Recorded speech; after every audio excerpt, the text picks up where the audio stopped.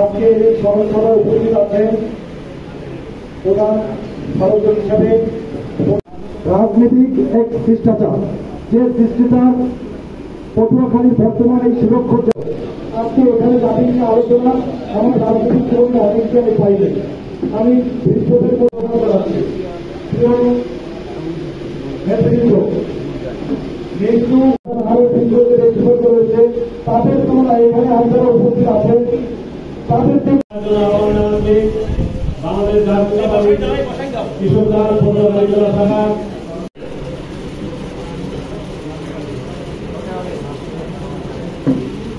উপস্থিত রয়েছে বাংলাদেশ জাতীয়তাবাদী দল বিএনপির সম্মানিত সদস্য সচিব মণি, পটুয়াখালী 1 আসনের আমাদের প্রতীক জনাব শ্রেয়াংশু সরকার কর্তৃজা উপস্থিত রয়েছেন।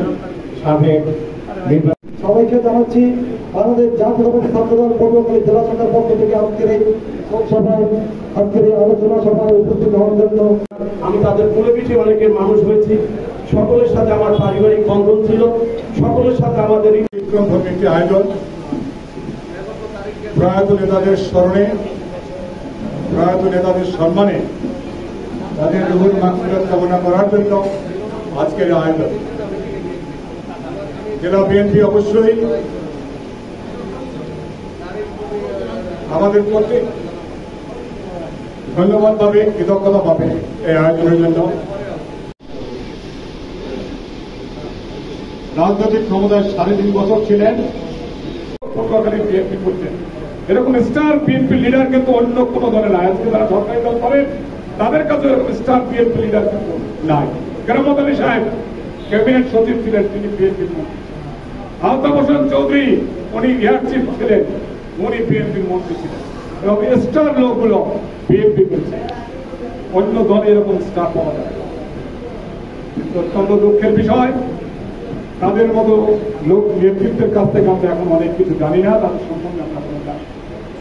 সবাই প্রয়াত হয়েছেন বার্ধক্যজনিত কারণে, অসুস্থতার জনিত কারণে।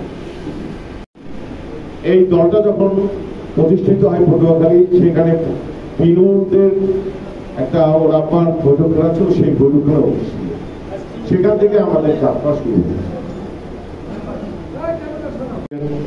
আমাদের অ্যাডভোকেট মোজাম্মেল হোসেন সুলতান মিয়া, উনি কিন্তু একদম নতুন স্কুলের যারা দাঁড় করেছে, তারা আজকে কিন্তু প্রয়াত হয়েছে।